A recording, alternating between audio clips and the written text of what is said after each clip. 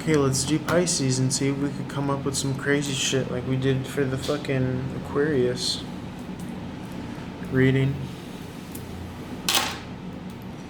That was nuts.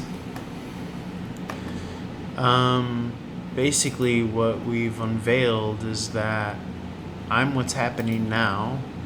I'm the tip of the spear when it comes to tarot and philosophy and poetic thought and thinking and LA, and it's my time and I'm what's happening.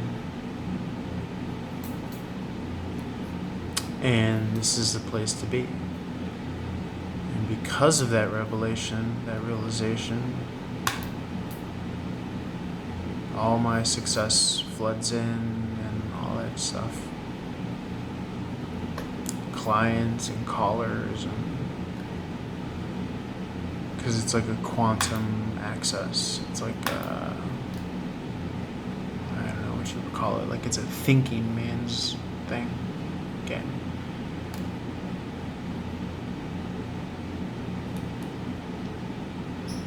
Like it's like founded on like some sort of like self-understanding of like all the money and resources here, it's flooding to me and it's already done and in perfect timing. So all I gotta do is enjoy it and relax because I'm the place to be. I'm in the spot where I need to be. Exactly. Which is the place to be. I mean, that's all that I think like a quantum shift or a mindset is. Dude, watch the fucking I'm sorry that I sound that just took like, I sound like I just took like fucking mushrooms or something, but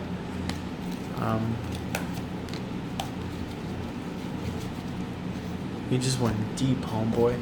That Knight of Pentacles came out. The Knight of Pentacles. Now it typically represents something that's off track or whatever, but that's more so to like the uninitiated or like the eyes of babes, like someone that,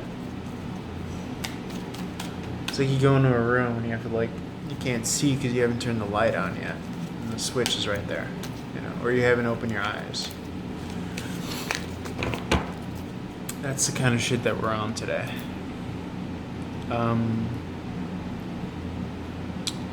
Just checking the simulcast here. So this is how the Knight of Pentacles looks here. But I'm not even like resonating with what it typically means right now.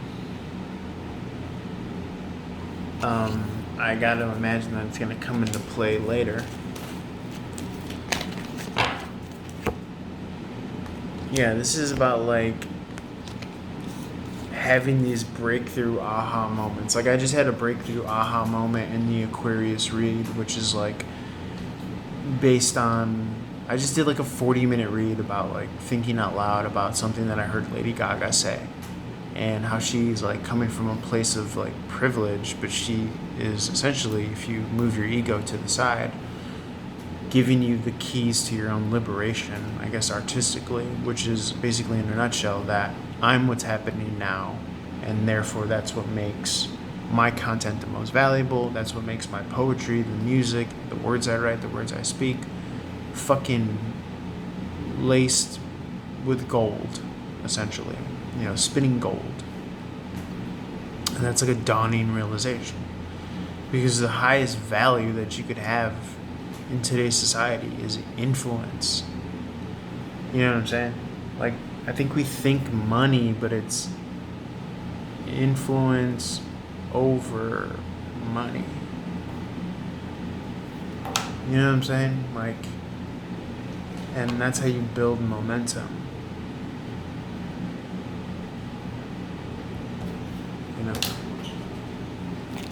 And then you offset your fear of public speaking or performing in public with love, which is another mind fuck. Or you just go on the back of I'm what's happening now, and everything that comes out of my mouth is fucking laced with gold. I don't know, whichever way you look at it. Let's see. Yeah, it's like using this time to really fucking like change how you're looking at things. Really rewiring your perception, because perception is reality, right? This is about no communication, no contact. And all this time is lending itself to you growing something and conceding to the notion that, holy fuck, what I'm doing is actually valuable. But it points to the principle of that we've may have forgotten on this channel, which is no energy is gained or lost. So even though you're doing something in the night and in the dark of whenever you're doing it, it's still money in the bank. I mean, even if all these videos are me talking to myself, it's still value. So it's like, I think in the Western or in this basic default brain day and age, we think like it's just valueless, but it's really not. It's still energy and effort spoken into the quantum, exhibited or inhibited or put out there. Or not put out there.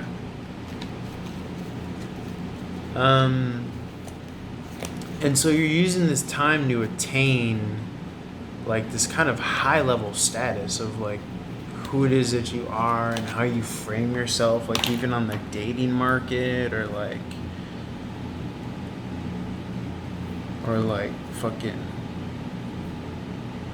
workforce.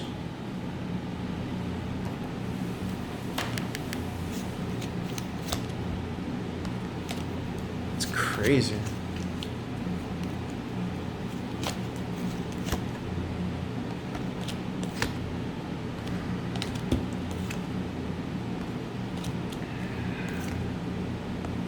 And like all your setbacks or all your walls or roadblocks are like, it's like perfectly timed. You know, they say when one door opens, another door. So I'm just getting that this is all happening in like divine sequence.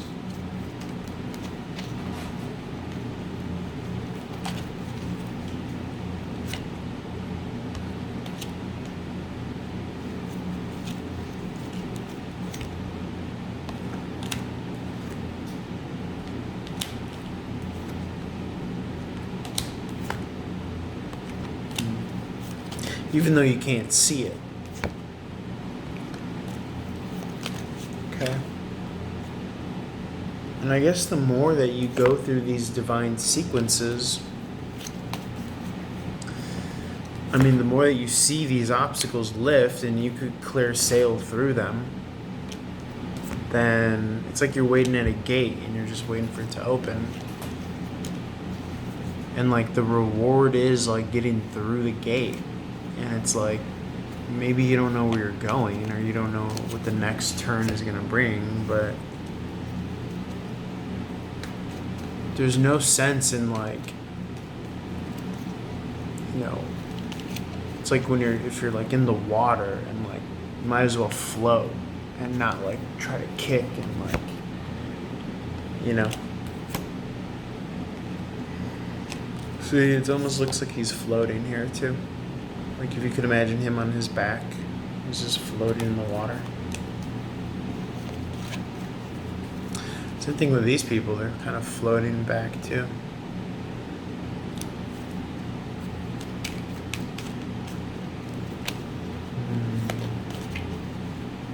And at times it might feel like maybe there's like a little bit of like a sitting duck or like, but this realm could only chip away at what you're not.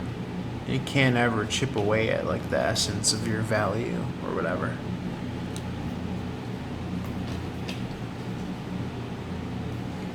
So no need to like dwell in like heartbreak or whatever.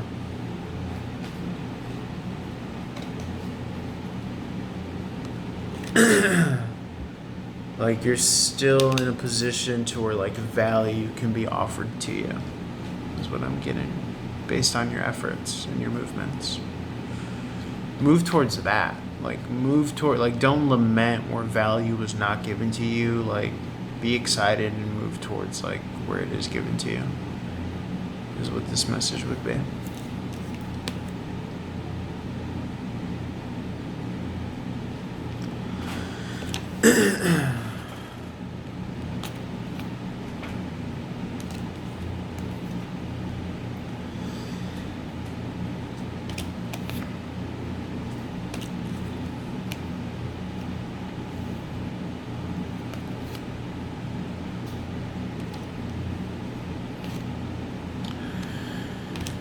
I'm getting that, like, your moral foundation, your moral base is like one of the seeds of your power, one of the roots, one of the seeds of your power, and seeds.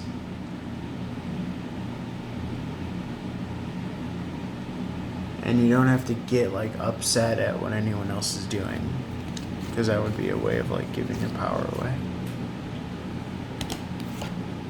And just notice at, like, what might trigger you, and just know, like, primordially, like, you don't want to have that, because then that means that thing has an effect on you. It has you by some sort of primordial tether. And I think we're trying to free ourselves from that in this plane, in this lifetime. Another takeaway that I want to share is that, like, the highest currency is not money, it's like relevance, it's like influence, is what I'm getting here. Is what I wrote down. Influence over money. You could, like, influence the culture. That's more influential. That's worth more than just money. So, think about that. Alright, I'm going to keep this short because I need to take a bathroom break and then maybe eat something. Alright, love you guys. Reach out for a reading. Peace.